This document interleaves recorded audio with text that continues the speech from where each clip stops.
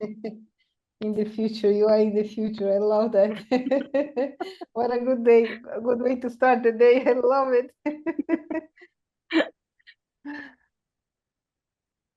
We have a problem. Okay. What's the problem, Gustavo? I got a wrong message, her message on Facebook. Okay, so we'll wait. I'll try again. Saying that I don't have permission to broadcast. Okay. Let me try again. Oh my gosh. Good morning, Joanna. Just, they changed something. Yeah, I'm logging in at workplace.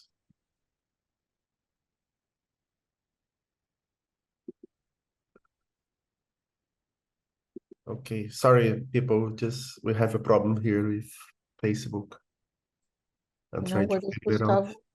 Yeah. It's saying I don't have permission to broadcast.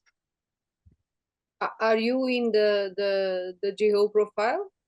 No, I'm going to change it. Yes, maybe you have. But that's odd because it's all the other times where. So can we start or we'll wait? No, just give me one more minute. Okay. No problem. I will try to squeeze my presentation. Yeah, I'm sorry. We give you extra time. Okay. Several. Okay. Now let's try again. Otherwise, we start and we figure it out. Oh, okay. I know what I did. Just coffee is not making effect. This is Gustavo in Yeah, in the morning, yes, that's it. Never trust Gustavo in the very early morning. Never, ever. 7. No, because there's a second option here that is or on the workplace, not Facebook.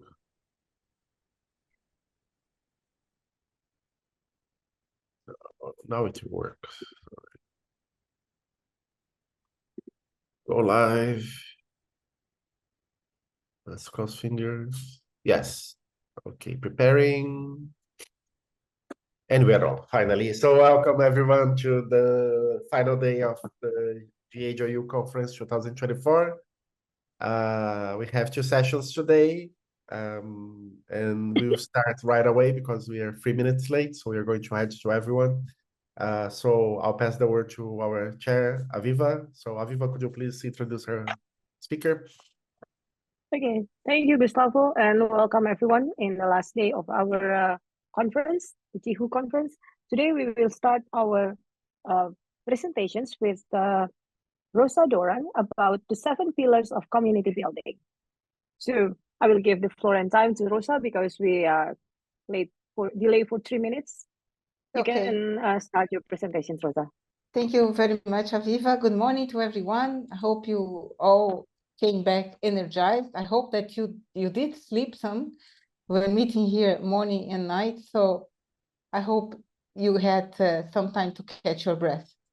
So here is what I have to present to you today. Let's see if I can make it in due time.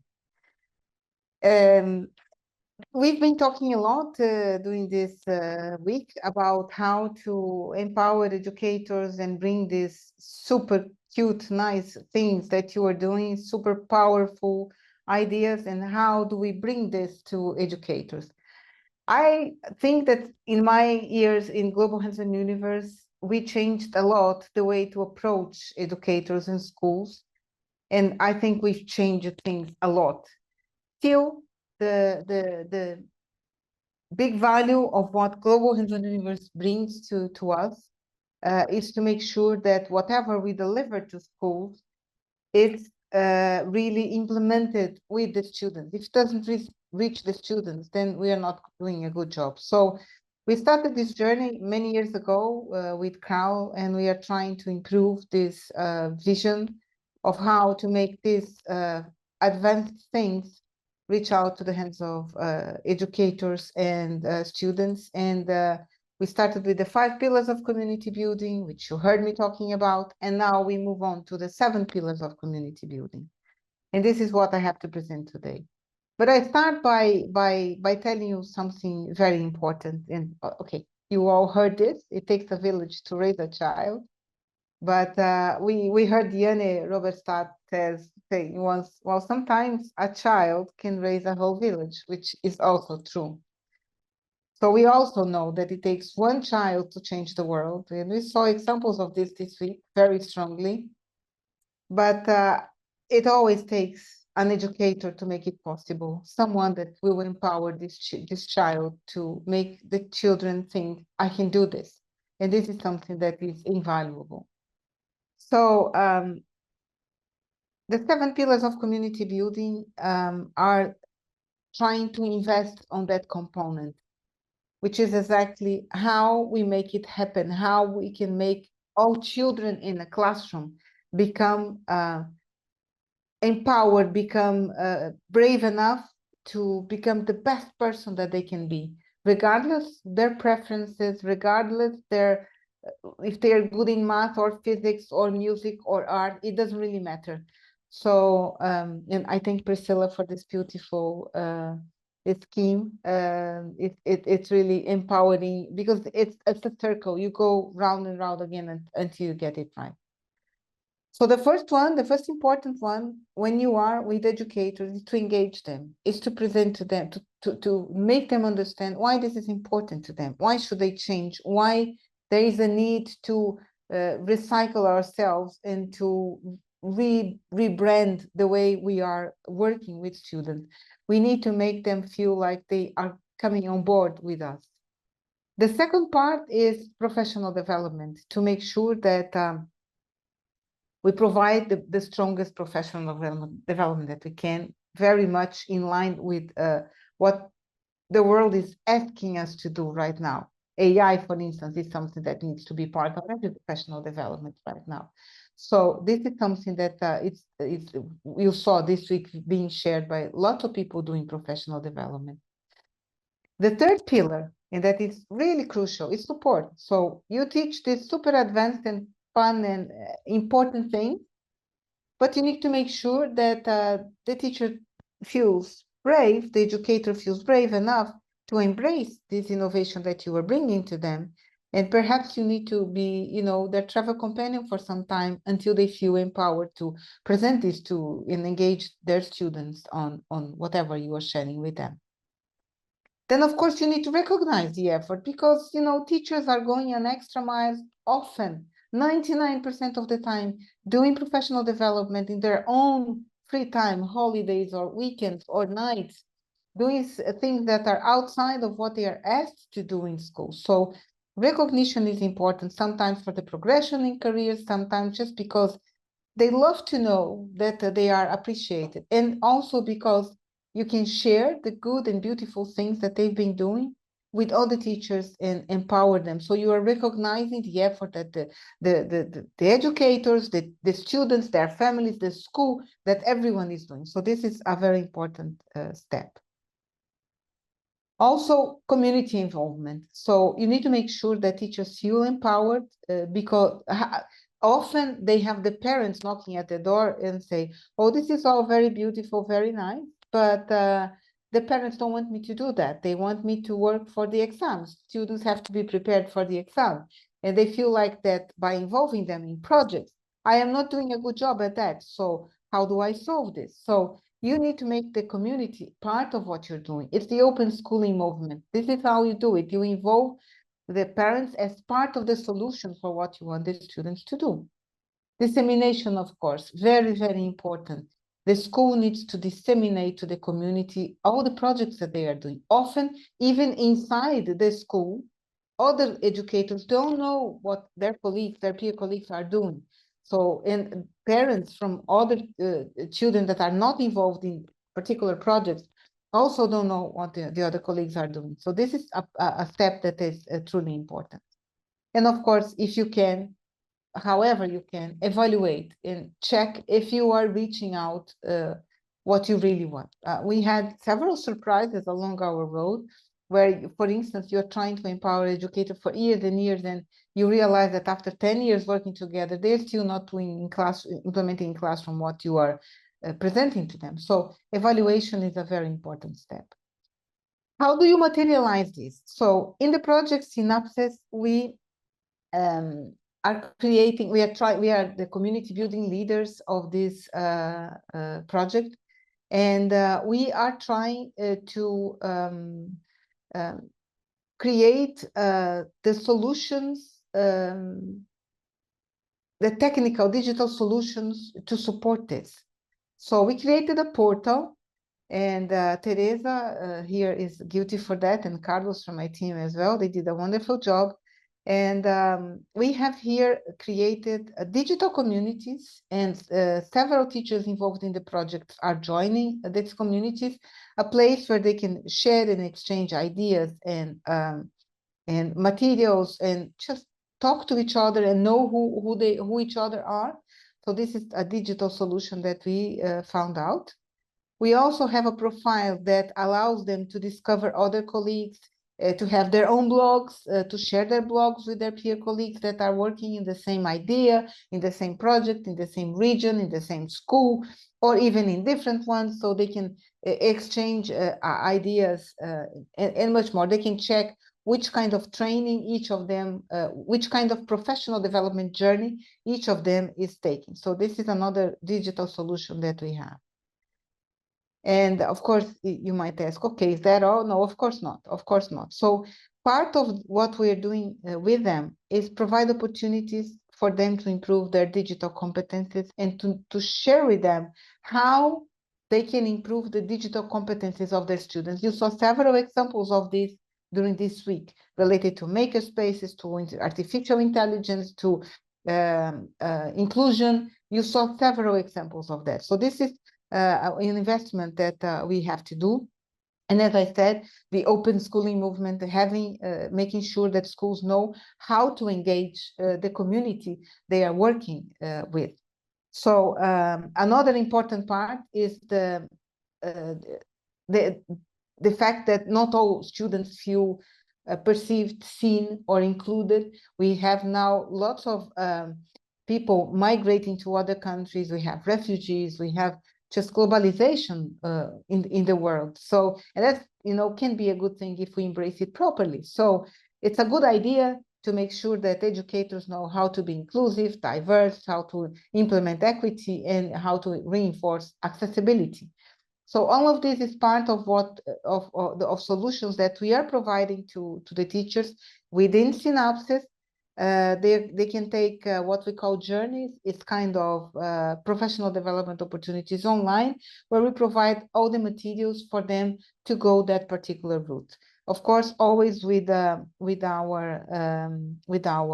support. So this project is about sustainability citizenship, Synapses, and we are trying to transform students in agents of change in their community, and bringing awareness and empowering them to be responsible for their actions, and for instrumenting within their education the change they want to see. So we have online and face-to-face training. We are gathering this training in several opportunities. Some of them, okay, so this slide is old. These opportunities all happened during this summer. We had the summer school in Greece. We had Canary Islands training. We also promoted a training opportunity with COSPAR, and we are here in Jihu. But more opportunities are going to come, and we hope that we will be able to engage educators to join hands with us in this project, no matter where they are in the world. We will provide support for them to join hands and experiment this community building effort that we are doing, and see if it works, and if it empowers educators to really bring to students the particular innovation. In this particular case, it's about sustainability citizenship, but we are doing the same thing in Geo Academy. You also saw that project. We are doing the same thing in Explore. We are doing the same thing in other projects that you saw presented in this Global Hands-on University meeting. So if I might, we can now predict the very near future and what we want to happen. Well, there are some spoiler alerts. I will show you a slideshow with, okay, I have to stop sharing for a moment. Sorry for this, because I forgot to activate the sound. So I'm going to share this again and share sound. Okay, and now I share this again. So in terms of spoiler alerts, I have to say that teachers involved in our training and that participate in our the opportunities that we provide usually have unforgettable moments, no matter if it is online or if it is face-to-face. However they meet, it's always unforgettable. There's always friendship taking place. We see long-lasting collaborations, and many of those teachers are here with us. We see them coming to our events over and over again and empowering a community of world changers, because they are bringing the message to their colleagues. I find in many places that I visit, people that have been reached by our efforts without ever meeting us in person. And I have just a collection of pictures here of some moments of the last few years of summer schools that we have organized, just to show you how fun it is and how possible it is, and maybe to inspire you to do the same with your educators in your corner of the world. What we do in whichever place we are, I am 100% sure you can repeat with very low funding, with just a lot of will, volunteer work. This is possible, and this is how you build a community that will really last for a long time and help you in your endeavors. So here we go.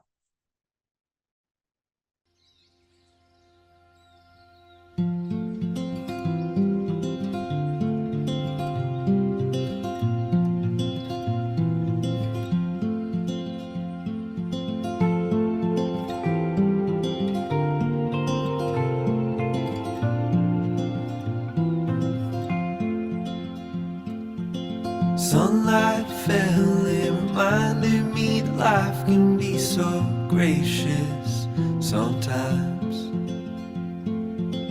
And I felt like everything around me was connected somehow.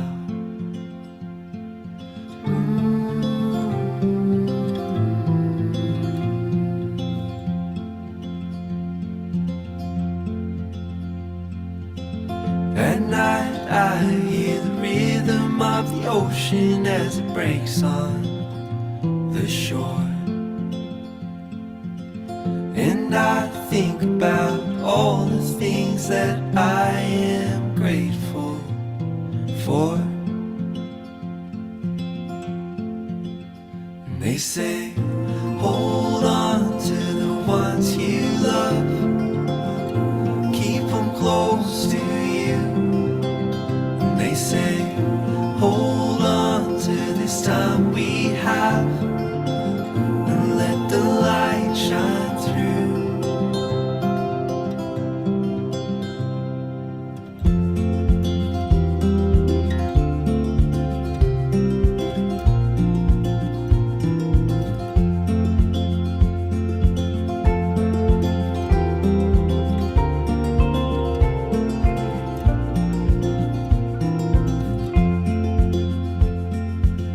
Sometimes I get a little bit emotional when I see love unfold. Two hearts bound by reflections of the memories they'll forever hold. And they say, hold on to the ones you love,